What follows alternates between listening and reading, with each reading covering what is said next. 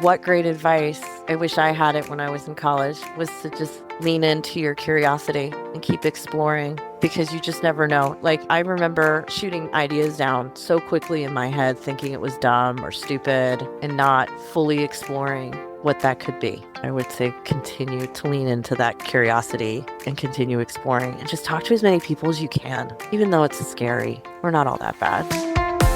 Hi, everyone, and welcome to Path Found, the podcast about the real, messy, unexpected journeys that lead us to the work we love. I'm Monica Argandonia, and every week I talk with someone whose story proves there's no single right way to build a meaningful life. What does it take to become the person in the room who asks, but what does this technology actually do to real communities? Today's guest, Virginia Ross, didn't set out to answer that question. She set out to survive college twice. She dropped out of culinary school, co-founded a startup, and spent years building products before anyone gave her permission to care about their consequences. Today, she leads Amazon's state and local AI policy portfolio, analyzing legislation, engaging advocates, and bridging the gap between how technology actually works and how governments want to regulate it. Virginia's story is about a lot of things: being a Korean-American kid in a predominantly white suburb, building a career through relationships instead of a plan, burning out and starting over, and the wild moment when you realize the job you're doing is the one you were always supposed to have. Let's get started. Super happy to have you here with me, Virginia. Can you just give us some background? Where are you from? What were you like growing up? Sure. So I guess we can start with my parents. My mom and dad immigrated here in the late 70s to, I think they started in Chicago, but ended up in Virginia. My dad was in the military. He enlisted in Korea, and that's where he met my mom. And I am the middle child. So I have an older sister and a younger brother, and we are all 5 years apart. So big gap there. So they came over to Virginia and they kind of chasing the American dream and settled in Fairfax County, which is the suburb right outside of Washington, D.C. And yeah, we just lived a quiet suburban life. I have to say, like, when I was thinking about this question and what I was like, in some ways I was a typical middle child, but you can't like talk about that without talking about growing up in a predominantly white neighborhood. And look, there were like 3 Asian kids in my school and they were my siblings. So like, I mean, it looks very different now. Northern Virginia is very diverse, I would say. But when I was growing up there, I was very much like othered. And I think that that had a probably bigger impact on who I am today than I probably realized while I was growing up. I think, when I went to California and I met more Korean Americans that had grown up around more Korean Americans, I realized like their sense of identity was different than mine. I think we're diving straight into it. There's like internalized racism when you grow up and you don't see other people like you. And, I think the goal was to just blend in. And my parents wanted us to assimilate so much that I completely lost the Korean. So my first language was Korean, and I completely lost it by 5 or 6 years old. Really? Yeah, I can understand it. And, I think after college, I went back to embrace everything. And when I moved to California, it was like, oh, I'm around other people that look like me and other Korean Americans. And we have this shared identity because we're not quite Korean and we're not quite American. You're not really accepted in either world. But I was in the gifted and talented program. I always had a lot of friends. Very popular, I think. And I think part of that was just always wanting to belong. Right, to fit in. I think that's probably where I got my sense of humor, also being a middle child. But yeah, I just wanted to have fun. I think my parents they were typical tiger moms. I was pressured into getting really good grades. Academics was always very important. I played musical instruments from the age of 4. I played classical piano and violin, and then later taught myself how to play guitar as like a rebellion. I was like, I'm quitting. And my dad was like, well, fine, we're not buying you any more instruments. So I got my first job and bought my first guitar when I was 15. That's awesome. Yeah, so musical, I loved theater. And by the time I graduated from high school, I had poor grades, great test scores. I was the president of my senior class, and I had only gotten accepted into 2 colleges out of the dozens that I applied to. My only remit was to get into college and go. And my parents would have preferred very prestigious one because my sister ended up at a top college in Virginia. And I went to kind of like a just a nice state school called James Madison. And I had no idea what I wanted to do. I hated school. Like, I liked school for the social aspect, and I was a curious person. I liked what I liked, but if I wasn't interested, I would just fail or get a C, the bare minimum. Okay. So Yeah. poor grades, but good test scores. Yeah, I did great on my SATs. I don't know why. I mean, my parents put me in the Princeton Review, which is, I don't know if they still have that now, but it's like Yeah. this intense SAT tutoring program that basically gives you the cheat codes. It's like Yeah. teaches you how to do the analogies and the math equations, and they really like push the SAT curriculum. So I picked that up quickly, and I think that's really the only reason I got into college because I think I had like a C average. So when you didn't know what you wanted to do, you go to college, you had to major in something eventually. Oh, your girl didn't declare a major until her third year because I kept checking undeclared. I had probably like 200 credits by the time I graduated, and I got kicked out twice. When I first started, I think getting that taste of freedom after living under such a strict household, I didn't know what to do with myself, and I had fun. I just had a lot of fun. Woke up late, had all 8 a.m. classes because I didn't know. My parents didn't go to college. Like my mom did, but and it's not their fault. They just like didn't know how to guide me. They didn't sit me down. They go, "Hey, Virginia, like by your second year, you're going to want to know what you want to do, and then you're going to declare a major." And that just wasn't something that I felt. I didn't have that self motivation to do that. I was literally checking a box. I was told I had to go to college. Was there even a push like you have to be a doctor, lawyer? Yeah, but I think by the time I was 18, they're like, yeah, this is not going to happen for her. Maybe a lawyer, but they were like, it's just can you graduate because you've gotten kicked out so many times for bad grades. And every single time I had to kind of appeal to a board to get back in. And my last and final time, I had tapped a professor I had that was also the mother of a friend. I think the common thing we're going to see here is that I've made really good relationships throughout my life. And that's what's got me to the next step. And my friend's mother was a professor who I attended her classes, and she wrote a letter on my behalf and was like, Virginia, don't mess this up. This is it. And so before that, I had taken a whole year off because the school had written me and said, you can't come back until you get your appeal letter and you get your life together and you can kind of show us that you're serious about this. Because I was also getting my funding cut too, because you can't get the loan if you're not meeting a certain GPA. And so I spent that year bartending nights, and I was like a long-term substitute teacher during the day. And I just worked around the clock, sleeping on my older sister's couch because I didn't want to go home to my parents because I was a little ashamed. And I also couldn't go back under their roof after having that taste of freedom.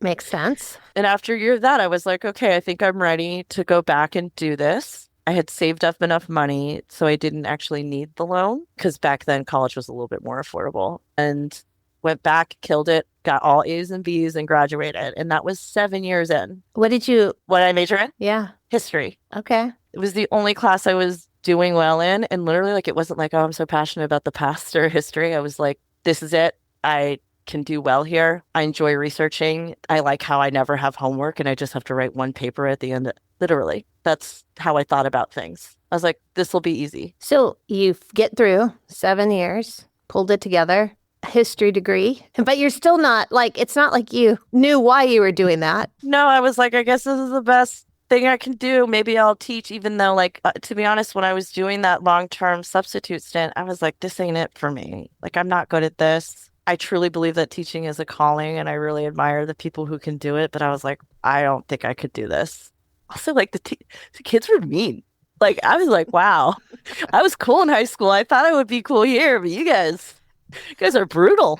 Yeah. So I had a friend. So I was like 3 years behind, I guess, my peers at this point, because they had all graduated in 2004, and I'm graduating right at the time where we're about to enter it was a pretty bad recession. Right. And I had a really good friend from high school who worked at Booz Allen Hamilton, which is like a management consulting firm out here, and they do government consulting. They were like, there was a day when they were one of the big five out here, with Lockheed and like Bearing Point and Accenture. And she was an EA there and she was an executive assistant. And she said, hey, there's this like business analyst role open at the FDIC. And I'm like, what's the FDIC? She's like, I don't know, just go apply. And I'll tell my boss you're a good person and you'll get the job. I think this is a pretty much like, you'll be fine. I didn't even understand like what I was walking into because the FDIC was about to close like 100 banks that year. So what's the FDIC?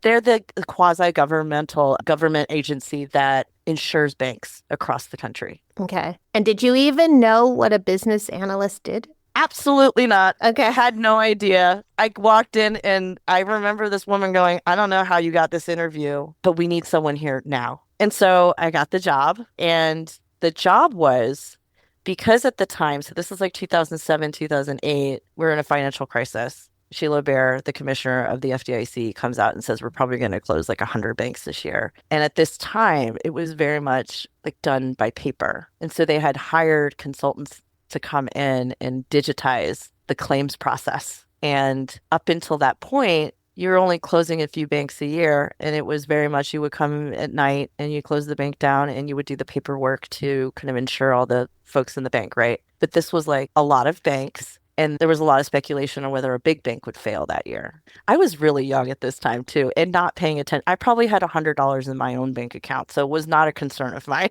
of what was going around in the country. You know, like Right. it is only not until now where I'm like, oh my God, that's a big deal. Like a Wells Fargo could have gone down, Right. and I think we know now they were bailed out. And so that was my first project. And while my peers and other folks I graduated with were struggling to find jobs because the job market was so terrible and we were in a recession and people were like, you know, and I mean, I'm sitting here at a job I thought I had no business being in, but I learned so much. I learned how to actually become a business analyst because I had wonderful mentors who would sit me down and be like, okay, this is what you do. And in that time, the field of like product management really wasn't a thing. You were called like a requirements analyst or a business analyst. You're basically taking the customer need, translating it into something technical to create a roadmap for a technical product. And that's how I got my start in product management.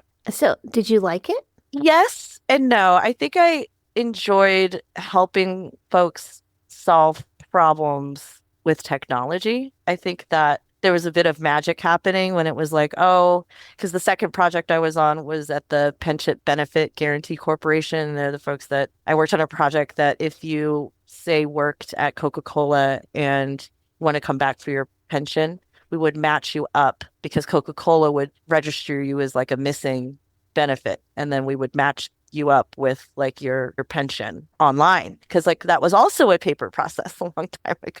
Right. So designing that process to come in and claim your pension online, which now you're like, duh. Right. But at the time, to actually design that system was really cool.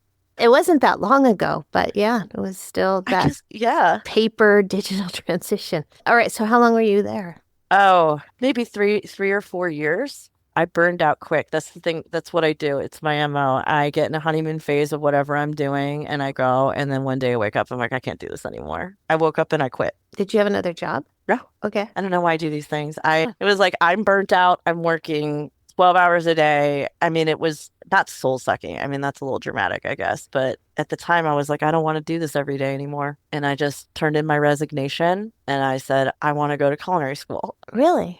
Yeah, I enrolled into a program in Virginia at like a junior college, and they had a journeyman program. So when you graduated, you would have your journeyman's license. It's a trade. It was a trade school. Mm-hmm.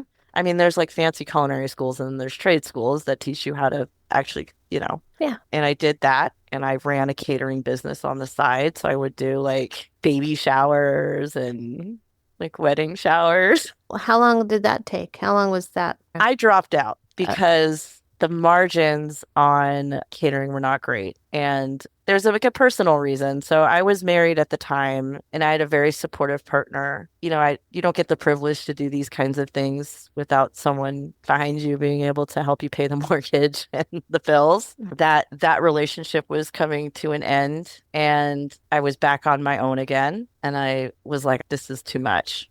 So I did a year of that. And I had a friend again, a friend from Yeah. high school whose older brother was the executive director of like technology for the College Board. And they're the folks who designed the SAT. And he was looking for product managers and business analysts to help. You know that big book that you would get in high school with all the colleges in it, that big Yeah. like catalog Yeah. that needed to be digitized, that needed to be put online. And it also, he was building a program that would connect underserved kids with scholarships and like figuring out how could they fund college careers because before it was in that big book and they wanted to put that online so you could create your own profile, you could submit applications, you could kind of get matched up with the different resources out there to help you finance your college career.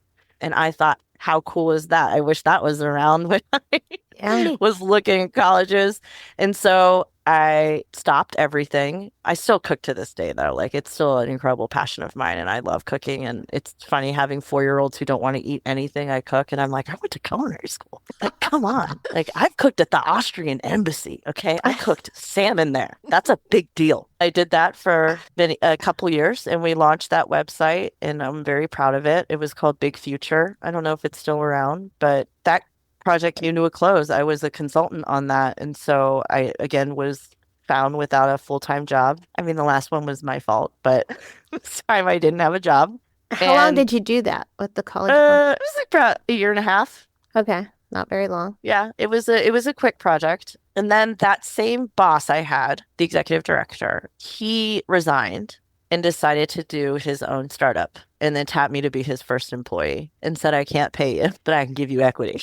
I was like, I've got nothing better going on right now. I've saved up a couple of dollars here on this year project. I live a very like frugal lifestyle. I think I've got maybe a year worth of runway on this. Let's do it and see if we can get some investors and then like give ourselves some paychecks. And we did that. And the product was called Speak. Now you're like, duh. But at the time when you wanted to join a conference call, you had to have like a bridge and you had to boop, boop, beep, boop. You had to put the pin in. And what this did was using voice over like IP technology, you could create your own personal link like speak.com/Monica, and everyone would go there at the designated time and it would call you and patch you in. So it was a really cool product. The problem is like adoption was really hard because people couldn't like wrap you've got decades worth of you're just used to calling in a conference bridge and putting in a pin. Like, what do you mean I just put this in a web browser? Now it's, of course, right? Right. But at the time, it just people could not connect with that idea.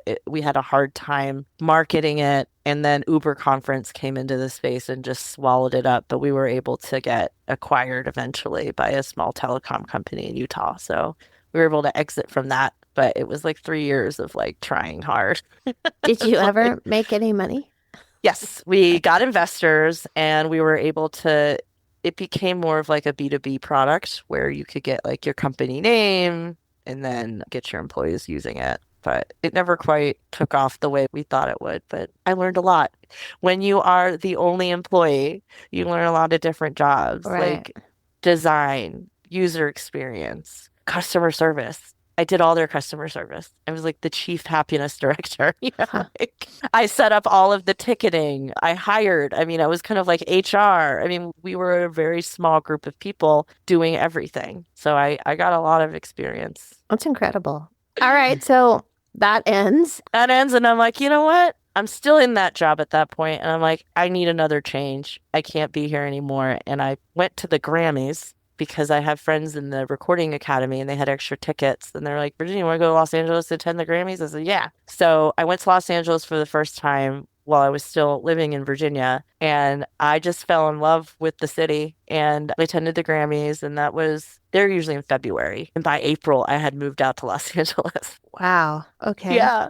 I saw the Pacific Ocean, which I had seen before, but I don't know what it was. I was in Palos Verdes visiting a buddy of mine and I was like, well, I need to see this every day. I'm going to move here. And I came home and I broke up with the boyfriend I was with at the time. And I said, I'm moving to California. You can't come with me. I'll probably move, when this lease is over in a month. I'll move into the second bedroom. And then I left, packed my dog up, and we moved to Los Angeles. No job.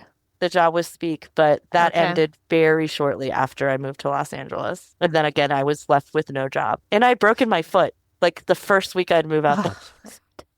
I know. And so I did what any normal person would do. I took myself on a vacation to Hawaii to just like think about things. I went to a little island called Molokai for like 2 weeks. Made a lot of friends on that island who I still talk to today. Came back and was like, okay, I'm ready to go look for a job now. And I found this was a very small job that I had working for, I was also a business analyst here working on a product that was for kind of like stock market analysis Hmm. for the Hang Seng. So it was for a Chinese audience. And I'm like, why did I get hired here? That lasted for about a year. And before I was like, I need to go do another startup. And I joined another startup in Los Angeles called Mammoth Media. And there I did some more product management.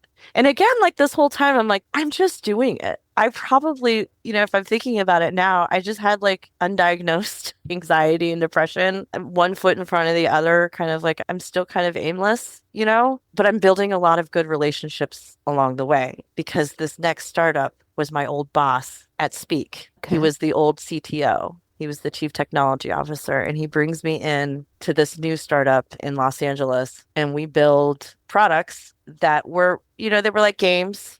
They were Hmm. designed for a younger audience. I learned a lot about kind of how sticky phones are in like design, game design, and like social media design, and like what are the mechanics. And this is why I don't give my kids these things. What are the mechanics inside of like apps Hmm. and experiences that make people want to keep coming back, like that dopamine. And product managers are a lot of the time responsible for those types of things because you want to increase engagement, you want to increase the Right. eyeballs, you want to make sure people are watching the ads because that's the revenue. And it was a really interesting study. And after a while, I was like, I don't think I want to do this. I don't think I agree with this. And I also like don't think I was very good at it. Okay. And so I actually switched off the product and I said, maybe I'm better suited to manage the projects instead. So, like, maybe I can drive people forward and motivate them to keep creating, but I don't want to be the person like designing the mechanics behind any of this. I just want to keep people motivated and moving towards a goal.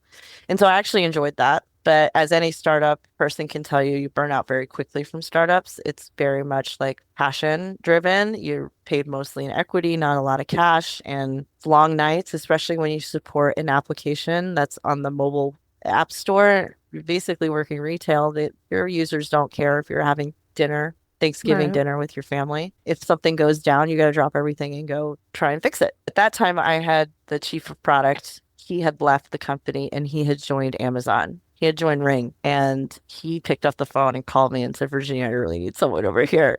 Like, can you come interview at Amazon? And I was like, please, yes, I would love to see what it's like under the hood of a big corporation. Up until now, I probably like, I hadn't worked for a company that had like, I mean, the startups were probably like 20 people, Right. and you're doing everything. I was like, I wonder what it's like to be around like millions, like what's Yeah. that like? And he actually pulled me in to do product management again, but this time it was for something. This is like really what opened me up and was like, oh, I really enjoy this kind of work. And he said, hey, we've launched this app inside of Ring, and we just need help kind of thinking through and like looking around corners on like what are the consequences of some of the design situations on the broader community. Because Ring is a video doorbell, and we've built this kind of like online community around it where you are uploading videos and saying, hey, someone stole a package off my porch. What are the unintended consequences of when you upload that into like an online community? And we also, law enforcement is on the platform, community members are on the platform. Like, what are the trust and safety measures that we need to design in order for all of those like kind of stakeholders to work together in a way that is not damaging? That's like, love it. I'm here for this. And because of that work, I got exposure to folks in civil society, advocates, because what I love about Amazon is not that the resources are endless, but they want to get it right.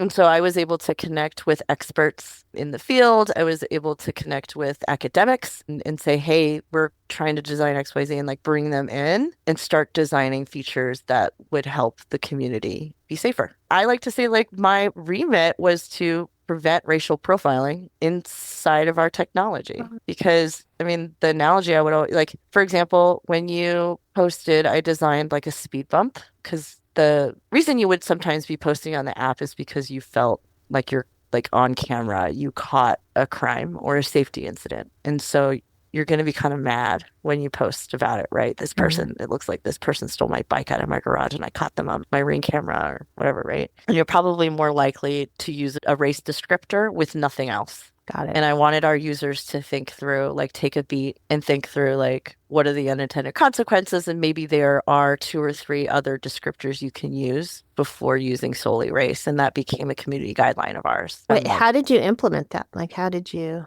so that's like where the technology comes in. When you open your Instagram or Twitter or whatever, I don't use these things anymore. When you open them up, the whole purpose from a product manager's perspective is to get you posting as fast as you can. So any sort of friction that gets in the way, you want to like reduce the number of taps or clicks that gets the information or the media online. And so knowing that, I had to kind of go against my product manager instincts and be like, no, we got to put as many speed bumps in there to make it slower and to make them stop and think. So we had like a stop and think screen saying, hey, think about what you're doing before you actually put this up for all your whole Okay. neighborhood to see. And then kind of the second prong was educating our content moderation team on like how to approve the content because we all did pre-moderation. So before the content came onto the app, it was reviewed by humans. So teaching them, kind of giving them bias training, but then also putting in guidelines saying, hey, if you are going to describe someone's race, you need two other descriptors. Because, for example, Asian lady stole my bike, that could be me. But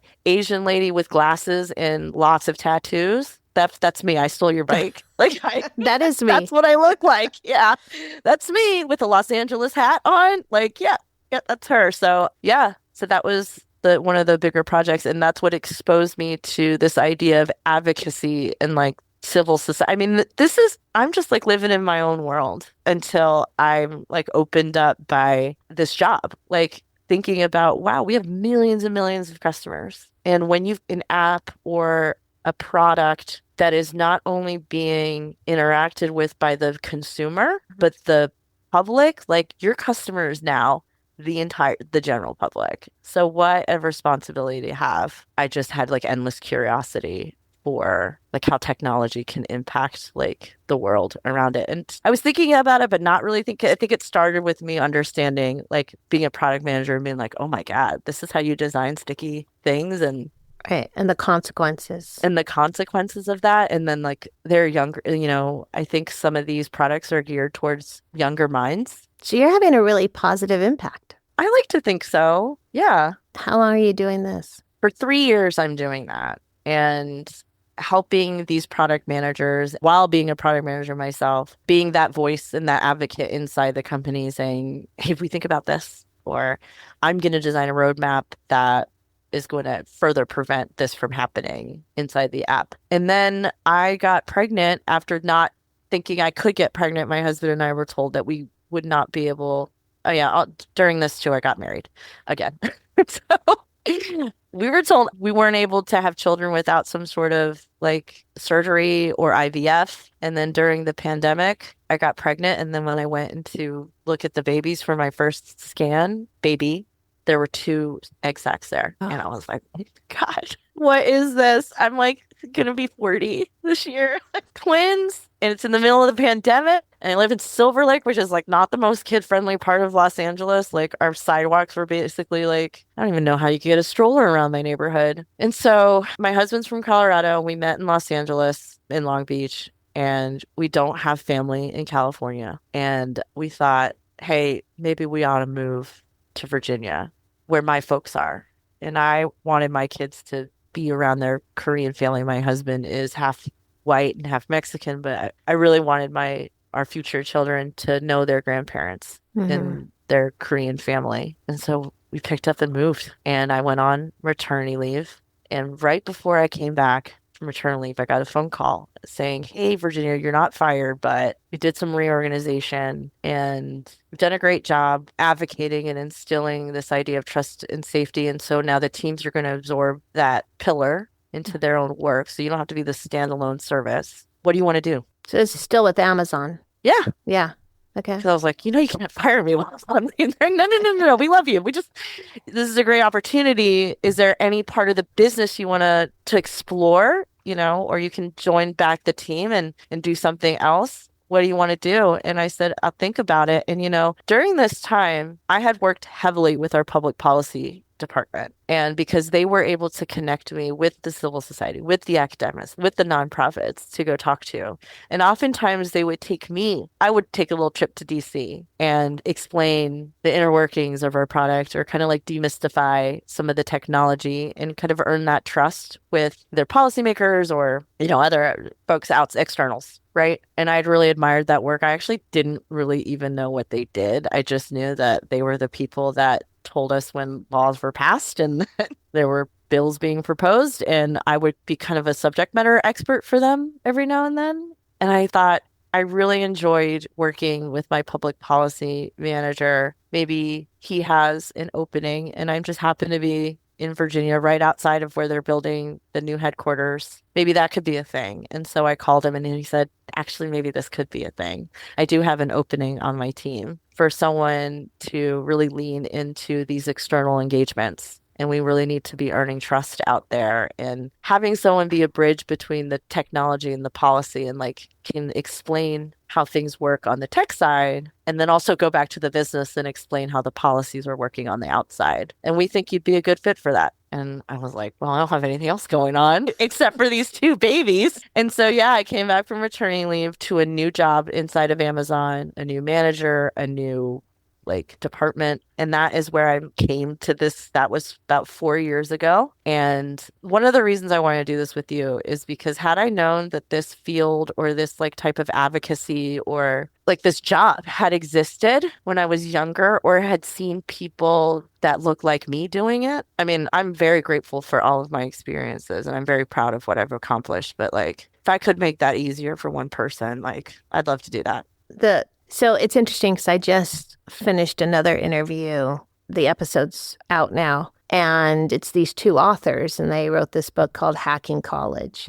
And they talk about that hidden job market. There are these jobs out there that, people just know doctor, lawyer, teacher, nurse, vet, kind of the surface law enforcement. But, law enforcement could mean doing fraud investigations for, the lottery. I know. I thought public policy was a group of 100 lobbyists. That is not what I do. And so that is not what I do at all. Yeah. And, so it's trying to get people to understand all those possibilities and opportunities. And, their kind of argument was the major doesn't really matter. You had a history major. Oh, yeah. I barely think about that. Right? No, it doesn't matter. And you had to build it through all these experiences. So it took you a little bit longer. A little bit. But, think of all the things that you did. Yeah, it's so funny talking about it out loud. I'm like, wow, I guess I have done a lot of weird stuff. And I think that's why Anne connected us because she's like, God, I didn't know you did that. I was like, yeah, for a whole year of my life. Yeah. Just quit my job and studied how to cut vegetables and make soup. The culinary piece is the funny part. But you know what? You tried it. What if that had still been in your head thinking, maybe I should have done that? I mean, I also was diagnosed with an autoimmune disease that prevented me, it was very painful. And it still is for me to be on my feet for long periods of time. So all those years bartending too. And I would have loved to gone into even hospitality because I really enjoyed being a bartender. But physically, I've pretty severe arthritis in my joints. I don't think I could have hacked a life as a chef. Mm-hmm. It just is so hard on your body. And it's really stressful. I think this is stressful too. I don't know. What is your title now? Now I lead our state and local AI policy portfolio. So every major piece of AI policy that gets introduced and could possibly move, I am analyzing for risk. I am engaging on and advocating for, positive legislative outcomes for Amazon. Very cool. Yeah. Do you like it? I love it. I have not lit this up about a job. I mean, these past 4 years have just been so incredible. I've met so many amazing people. I've learned so much about our government and how advocacy works and, beyond I'm just a bill on Capitol Hill, civic engagement, how important that is. And that coincides with how I personally live my life. Yeah, I just can't believe this job existed and I had no, Had I paid a little bit more attention in civics and government, maybe I would have thought to have gone into some sort of like policy, public policy, politics. I love all of it. And I love state and local politics. I love that's like where the rubber meets the road. I mean, people are coming out making laws. The federal government, I appreciate Congress and how thoughtful it can be, but I think I have the temperament for state politics. It's just fast Yeah. and exciting. And I was like, I'm going to be, if I had been told you're going to be paid one day to have great relationships, think about hard problems and influence policy, I would have been like, get out of here. I'm a bartender. Like, that's something other people do. But bartending is incredible people skills, Yeah. right? And I guess so. negotiating and Yeah. I mean, Yeah. those are all transferable. Yeah. Never thought of it that way. Do you see yourself in this for a while? Yes, absolutely. I wish I had gotten an earlier start, but I'm proud of what I've achieved so far and the relationships I've made and the progress I've made. And what I appreciate about Amazon too is, I started out doing something completely different and it's allowed me to kind of move. It was a lateral move, but I'm doing something completely different than I was, 7 years ago when I started at the company. So you have twins, and as they're growing up and, knowing your experiences, how are you going to guide them? What advice would you give them as they're in high school, going off to college, or even in college and figuring out the next step? I can tell you it's going to be probably a lot different from my parents just because now I guess they're technically third generation, second generation. Because I was told find a steady job, stay at one company, stability, prestige. That was like very important. I mean, what a flex in the Korean American community when your parents are like, my daughter's a doctor, not me.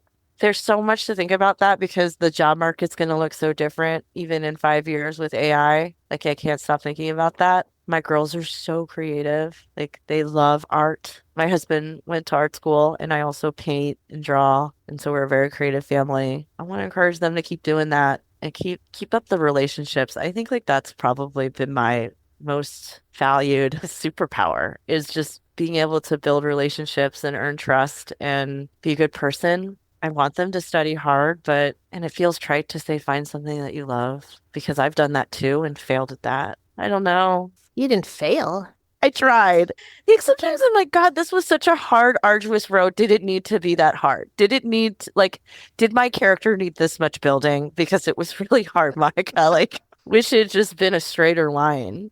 But yeah, I want them to work with their hands. I still think that like there's still going to be a premium on human experiences and human art and human created things. If they want to lean into that, great. If not, I'm going to tell them to get like an HVAC certification. I don't know. I'm going to like tell them how college goes. I'm going to tell them like, hey, there's more than just one path. Like you don't have to become a doctor or a lawyer. There's a lot of different things you can do. And I hope they're going to get that exposure. It's just being around me and our friend group and their friends and the community we're in. And I don't know. What about you? What are you telling your students? I tell them they have to make the most out of their college experience. So, take the classes that interest you, take the classes that build skills, don't worry. So many of them, like, I can take anything. I just need 3 units. I'm like, yeah, but make it count. Oh my God, where were you and go meet people? And, every time a student comes into my office and, I'm like, well, what do you want to do with this? What do you want to do? Why? And let's talk about what other what minors could you add on, like if you're environmental science and policy, add on a communications or political science or Spanish, because I changed my major 6 times, went to 3 different universities. Took me 6 years to graduate. Oh, I love this for us. Yeah. So, I didn't. And then, I was a film major. My degree's in film production. And now I teach environmental science and policy. So there you go. Wow. And I'm an anthropologist. But yeah, it's hard. I think students today, and I am so glad that you shared this story because I think a lot of young people, they're afraid of what's happening with AI. And, I think that needs to be a concern. And I think that the cost of living is hard. It's, they're worried about going into debt and how am I going to get a job? And And it's, I think, harder because those relationships you were talking about, those are harder, I think, to get, to make because, everybody's on their phone. Everybody's doing everything on a computer. Everything's online. I mean, even some of their internships have been online.